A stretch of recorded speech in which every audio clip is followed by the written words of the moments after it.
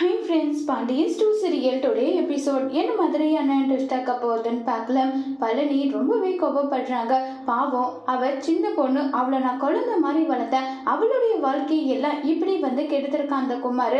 அவனை நான் சும்மாவே விட மாட்டேன்னு சொல்லி பழனி ரொம்பவே கோபத்தில் இருக்காங்க. கதிரும் செந்திலும் வேண்டாம் மாமா, விட்டுடுங்க, இந்த பிரச்சனையை எப்படி சால்வ் பண்ணணுன்றதை யோசிக்கலாம்னு சொல்றாங்க. உடனே பழனி அதெல்லாம் முடியாது, என்ன ஆனாலும் சரி நான் சும்மாவே விட மாட்டேன்னு சொல்லி கோவமா அங்கிருந்து கிளம்பி போயிட்டு குமார் கிட்ட ரொம்பவே கோவமா சண்டை போட்டுட்டு என்ன சொல்லிட அவளை அவளுடைய மனசை கிட்ட சொல்லுடன் சொல்லிட்டு கேட்டுட்டு இருக்காங்க.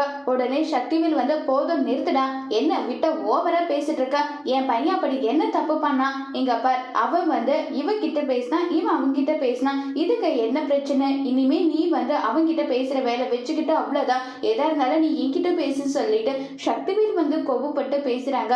சக்திவேல் சொன்னதுமே ஒன்றுடே அங்க கதிரும் செந்தில் ரெண்டு பேரும் மாறி மாறி பேசுறாங்க. இதுக்கு மேல என் தங்கச்சி பக்கம் மட்டும் அவன் வந்தா நடக்கிறதே வேற, அவனுக்கு எவ்வளவு தைரியம் தான் என் தங்கச்சி பக்கம் வந்திருப்பான்னு சொல்லி ரொம்பவே கேவலமா பொறுக்கி இப்படி எல்லாம் பண்ணிட்டு இருக்கான்னு சொல்லி திட்டுறாங்க.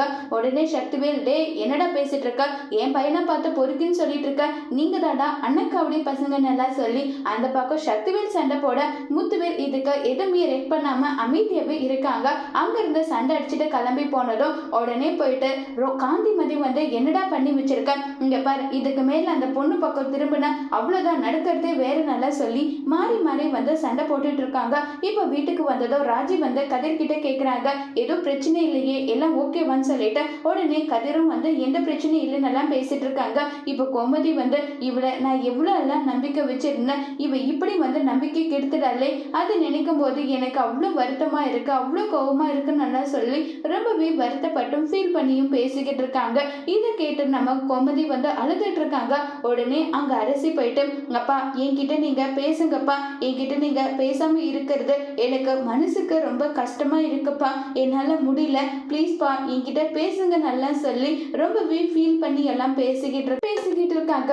இதை நினைச்சு ரொம்பவே வருத்தத்துல ரொம்பவே ஃபீல் பண்ணிட்டு இருக்காங்க பாண்டியன் கோமதி.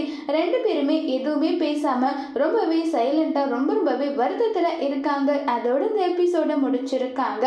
இனி வர போற எபிசோட்ல என்ன மாதிரியான ட்விஸ்ட் ஆக்க போகுது வெயிட் பண்ணி பார்க்கலாம். தேங்க்யூ.